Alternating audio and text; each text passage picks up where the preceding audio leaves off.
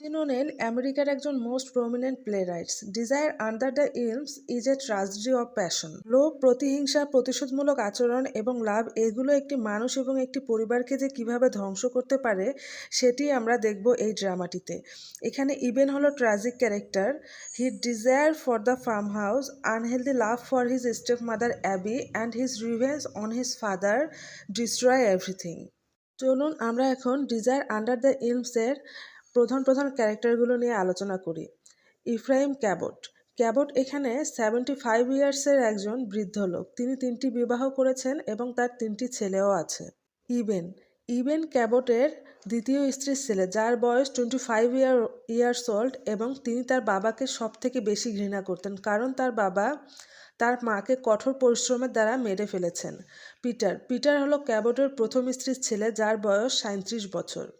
Simon. Simon হলো ক্যাবটের প্রথম স্ত্রীর ছেলে, যার বয়স 39 বছর। মাও। মাও হলো ক্যাবটের দ্বিতীয় স্ত্রী, যিনি ইবেনের মা। অ্যাবি পুটনাম। অ্যাবি পুটনাম হলো ক্যাবটের তৃতীয় স্ত্রী।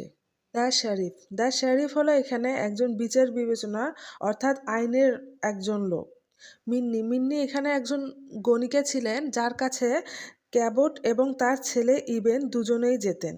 জেন। জেন হলো সিমনের ওয়াইফ, যে আমাদের প্লের শুরুর আগেই মারা যান।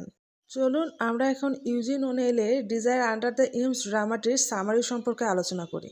ডিজায়ার আন্ডার দ্য ইলমস ড্রামাটি শুরু হয় মূলত একটি ফার্ম হাউসের সামনে থেকে। ফার্ম হাউসের সামনে ইবেন নামে একজন হাঁটাহাঁটি করছিল এবং সে তার ভাইয়ের জন্য অপেক্ষা করছিল। তার 2 ভাই যখন সিমন এবং পিটার আসলো, তখন তারা ভিতরে গেল এবং একটি আলোচনায় বসলো। তারা যেহেতু এখানে কোনো কাজে সফলতা অর্জন করতে পারছে না, তাই তারা চাচ্ছিল এদেশ থেকে অন্যত্র কোথাও চলে গিয়ে তাদের ভাগ্যকে খুঁজতে। এই আলোচনার আরও একটি মুখ্য বিষয় ছিল যে তাদের বাবার ফার্ম হাউসের মালিকানা। এই মালিকানা তারা যে কোনো মূল্যেই চায়, সেটা যদি তার বাবার মৃত্যু দিয়ে হয় তবে তাই হোক। বিষয়টা এতদূর যে তারা তার বাবার মৃত্যু কামনাও করছে। একদিন রাতে ইবেন, পিটার এবং সিমন তারা রাতের খাবারের জন্য ডাইনিং টেবিলে বসেছে। তখন ইবেন তার বাবাকে বিভিন্নভাবে গালাগালি করছেন, কিন্তু পিটার এবং সিমন তাকে বাধা দিলে তখন ইবেন আরও উত্তেজিত হয়ে বলে যে তার বাবা তার মাকে মেরে ফেলেছে কঠোর পরিশ্রমের দ্বারা। এদিকে ইবেন পিটার এবং সিমনকেও একই দোষ দিচ্ছে যে কেন তারা তার বাবার কোনো প্রতিবাদ করেনি বা কেন তারা তার মাকে হেল্প করেনি কাজে। তখন ইবেন সেখান থেকে চলে গেলে তখন পিটার এবং সিমন তারা বলে যে তার আসলে ইবেন এবং তাদের বাবা দুজন একই গোছের মানুষ। এই ড্রামাটিতে ক্যাবট 3টি বিয়ে করেছেন। প্রথম বিয়ের সন্তান হলো সিমন এবং পিটার, এবং দ্বিতীয় বিয়ের সন্তান হলো ইবেন, এবং তৃতীয় বিয়ে এই ঘটনা চলমান সময়েই তিনি করবেন। ইফ্রাইম ক্যাবট এবং ইবেন দুজনেই একজন গণিকার কাছে যাতায়াত করে, যার নাম মিনি। কিছুদিন হলো তাদের বাবা ক্যাবট ফার্ম হাউসে নেই। এদিকে ইবেন একটা খবর পায় যে তার বাবা ফিরছেন এবং সাথে একজন নতুন বউ নিয়েও ফিরছেন, এবং সেই নতুন বিবাহিত স্ত্রীর নাম অ্যাবি। তারা 3 ভাই এটা শুনে অনেক বিস্মিত হলো এবং তারা ফার্ম হাউসের মালিকানার কথা মাথা থেকে ঝেড়ে ফেললো। তারা ভাবছিল যেহেতু নতুন স্ত্রী নিয়ে আসছেন, সেহেতু এর মালিকানাটা ওই নতুন স্ত্রীর হাতেই যাবে। তাই পিটার এবং সিমন তাদের মালিকানা $30 করে মোট $60 ইবেনের কাছে বিক্রি করে দিয়ে তারা ক্যালিফোর্নিয়ার দিকে রওনা দিল। এদিকে তাদের বাবা ইফ্রাইম ক্যাবট তাদের নতুন মা নিয়ে আসলো, মানে তার নতুন স্ত্রী নিয়ে আসলো, এবং ওই স্ত্রীর সাথে ইবেনের প্রথম দেখাতেই একটা সম্পর্ক স্থাপন হয়ে গেল। এখানে আসলে দুজন প্রতিদ্বন্দ্বী হওয়ার কারণে তাদের মধ্যে যে রিলেশনটা গড়ে ওঠার কথা ছিল সেটা আসলে ওভাবে ডেভেলপ হয়নি। ইবেনকে তার বাবা এই ফার্ম হাউসের মালিকানা ঘোষণা করায় অ্যাবি সেই বিষয়টা ভালোভাবে নিতে পারল না। ইবেনের প্রতি প্রতিশোধ নেওয়ার জন্য অ্যাবি একটা কাজ করলো যে অ্যাবি ইফ্রাইম ক্যাবটের কাছে গেল এবং বলল যে ইবেন তার দিকে খারাপ দৃষ্টিতে তাকিয়েছেন। তখন ক্যাবট ইবেনকে ফার্ম হাউস থেকে তাড়িয়ে দেওয়ার সিদ্ধান্ত নিলেন। এদিকে ইফ্রাইম ক্যাবট বলে অ্যাবিকে বলে যে তুমি যদি আমাকে একটি ছেলে সন্তান দিতে পারো তাহলে আমি এই ফার্ম হাউসের মালিকানা তোমাকে দিয়ে দেব।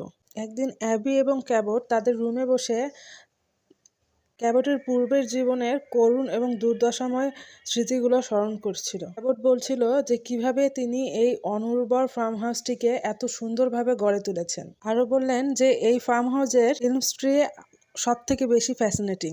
যে কেউ এটাকে দেখে বিমোহিত হতে পারে। এত সব দুঃখ দুর্দশাময় কথাবার্তার মধ্যেও অ্যাবির দৃষ্টি যেন অন্যত্র কোথাও। কিছুক্ষণ পরেই অ্যাবি সেখান থেকে উঠে ইভেনের রুমে যায় এবং তাকে বিভিন্নভাবে আকর্ষিত করার চেষ্টা করে। অ্যাবি ইভেনকে বিভিন্নভাবে প্রলুব্ধ করে এবং তার সাথে একটি যৌন সম্পর্ক স্থাপন করে। এদিকে ইভেনেরও এসবে রাজি হওয়ার পিছনে একটি কারণ ছিল যে এই ফার্ম হাউসের প্রকৃত মালিকানা আসলে তার মায়ের। তার বাবা যে কোনোভাবেই হোক সেই মালিকানা তার নিজের নামে করে নেয় এবং সে চাচ্ছিল না এই মালিকানা অন্য কারো কাছে যাক। এদিকে এই সম্পর্ক স্থাপনের মধ্য দিয়ে তার বাবার প্রতিও তার একটি প্রতিশোধ নেওয়া হবে। ইভেনের মায়ের সাজসজ্জার রুমে তাদের মধ্যে একটা সম্পর্ক স্থাপন হলো। এরপরেই ইভন তার বাবাকে এসে বললেন, বাবা, আজকে থেকে তোমার সাথে আমার সব শত্রুতা শেষ। এরপরেই ইভেনের যত ধরনের মানসিক অশান্তি ছিল সব কিছু দূর হয়ে যায়। এদিকে অ্যাবি অন্তঃসত্ত্বা হলো এবং তার একটি সন্তানও হলো। আর এই উপলক্ষে ফার্ম হাউসে একটি বিশাল পার্টির আয়োজন করা হলো।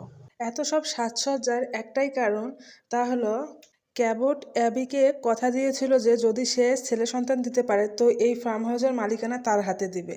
এত সব কিছুর মাঝেও অ্যাবির দু চোখ যেন শুধু ইভেনকেই খুঁজছে। যারা গেস্ট এসেছিলেন তারা যেন সবাই মনে মনে জানে যে এই সন্তানের বাবা কে। অ্যাবি ইভেনকে বলে, এই সন্তানটা ঠিক তোমার মতো দেখতে হয়েছে।